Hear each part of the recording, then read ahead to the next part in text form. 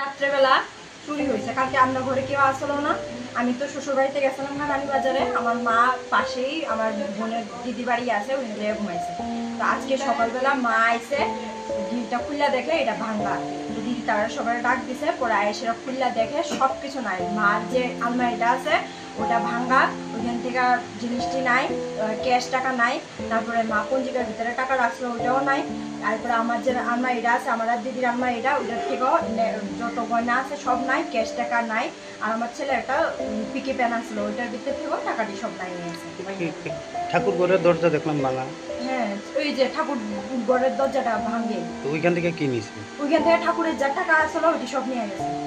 তারপর আপনার ঘরের থেকে কি নিছে? আমার ঘরে থেকে যা যা গয়নার জিনিস আছে, আমার বালা, চুল, তারপরে চেইন টেন, 4-5টা চেইন আসলো, তারপরে যে যা যা অর্নামেন্ট যা যা আসলো সব নিয়ে গেছে। কত ভরি স্বর্ণ হইব? এখানে অনেক, এটা 20 লাখের মতন তো হইবে। এটা আমার আর দিদি দুজনের মিলে এসে। আর মানে ওই আপনার মার ঘর থেকে টাকা কত নিছে? মার ঘরের থেকে এখানে মনে হয় ক্যাশ টাকা মনে হয় 3-4 হাজার টাকা আসলো। আমার ছেলের গুল্লকটার ভিতরে 4000-এর মতন আসলো, এতটুকুই হলো ক্যাশ টাকা। আর ঠাকুরের টাকাও আসলো।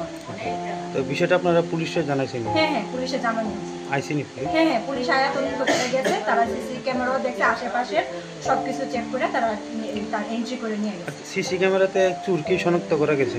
না, এটা তো তারা জানে। আমরা খালি একটা যে দেখলাম, ওটার ভিতরে খালি মাথা দিয়ে দেখলাম। তারা যে ভাগছে, দুজন চোর, বাচ্চা শুয়ে আসলো, দুজন যে ভাগছে ওইটাই খালি দেখছি। জাউনেরটা দেখছি, আশারটা আমরা দেখছি না, তারা দেখছি। আচ্ছা, আপনাদের এই পাড়াতে এর আগে এই ধরনের ঘটনা হয়েছে? এটা তো আমরা এতটা জানি না। আমরা তো এত কোনোখানে বাইকটাই হই না। আমরা যার যার লাইফে, আমরা অফিসে যাই, বাড়িতে এতটুকু। তো এখন মানে কি চাইতেছেন সেটা? এখন কি চাইতেছেন? এখন কি চামু, আর আমরা যা অর্নামেন্ট আছে এটা যদি ফিরে পাই এটা খুবই ভালো হইব। আমরা টাকা এটা না, কোনো অর্নামেন্টই ফিরে পাইতে চাই। আপনার নাম? আমার নাম ইন্দিরা দেববর্মা।